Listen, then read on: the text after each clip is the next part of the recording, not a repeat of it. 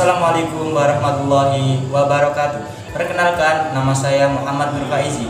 Nomor NIM 12630201003. Warahmatullahi wabarakatuh. Saya Fatma Aryani, NIM 126306201027.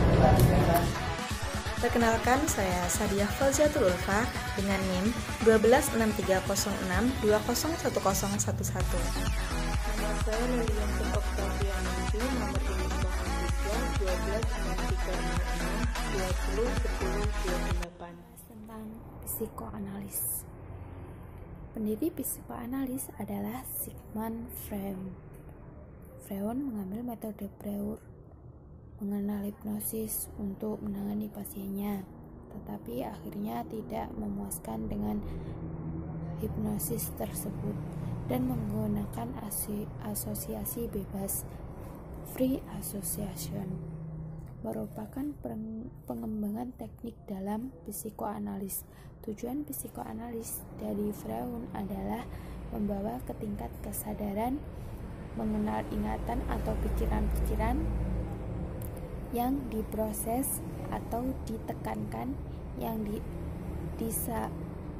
diasosiasikan sebagai sumber perilaku yang tidak normal dari pasiennya. Pada Slips of the Tongue, buku lain dari Freud adalah Three Essays on the Tree of Cerulli yang diterbitkan pada tahun 1905. Beberapa mahasiswa mengadakan diskusi kelompok. Dengan demikian dapat belajar mengenai psikoanalis Freud yang kemudian memperoleh nama Alfred Adrien,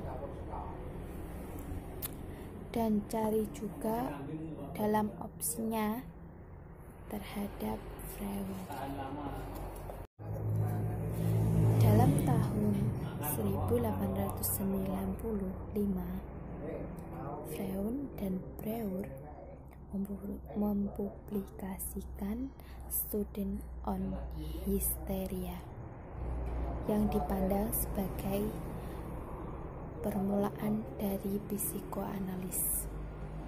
Dalam perjalanan kejayaan, Freud mendapatkan bahwa impian dari pasiennya dapat memberikan sumber mengenai emosional, material, yang bermakna.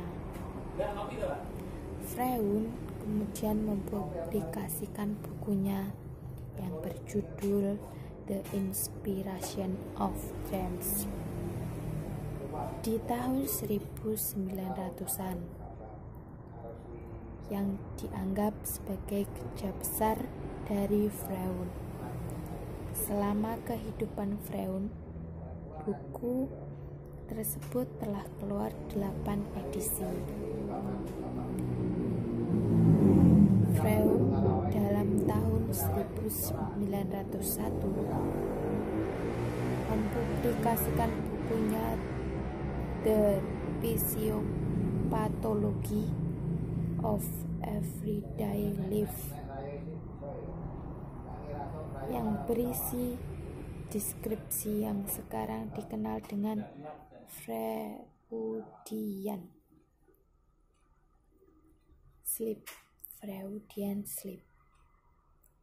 Menurut Freud, dalam kehidupan sehari-hari, baik orang yang normal maupun orang yang keadaannya tidak sadar, bergelut untuk mengekspresikan dan dapat memodifikasi pemikiran atau perilaku.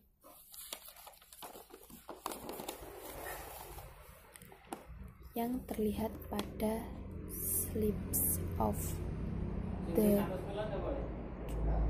tongue.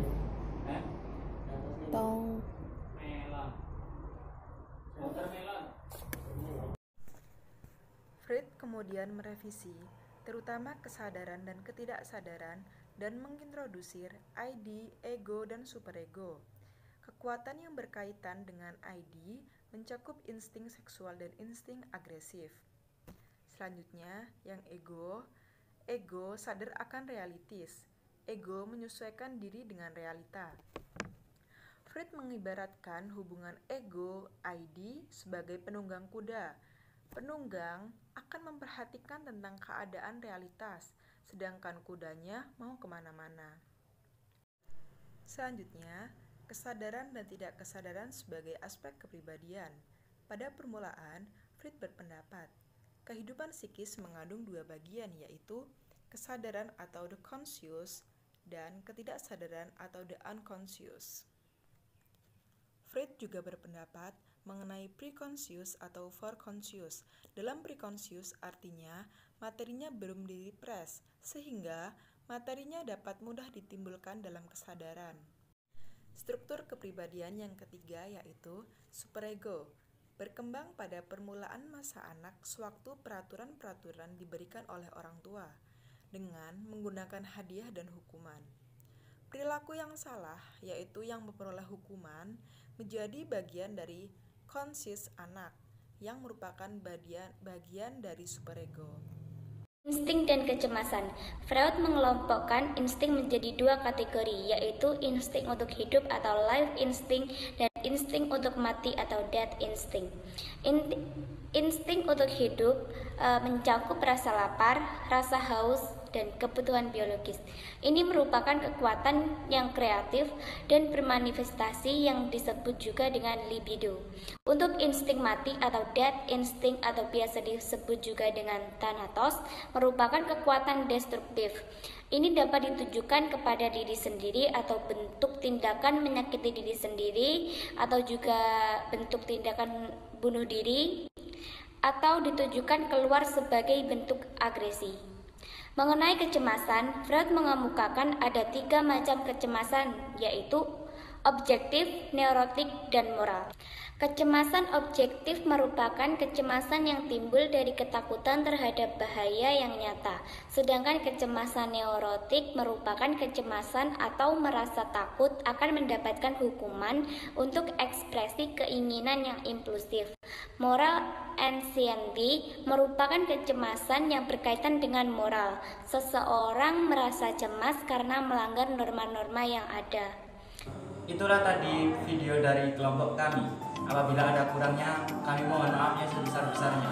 Akhirul kalam, wabillahi taufiq wal hidayah, wal inayah. Wassalamualaikum warahmatullahi wabarakatuh. Salam konselor.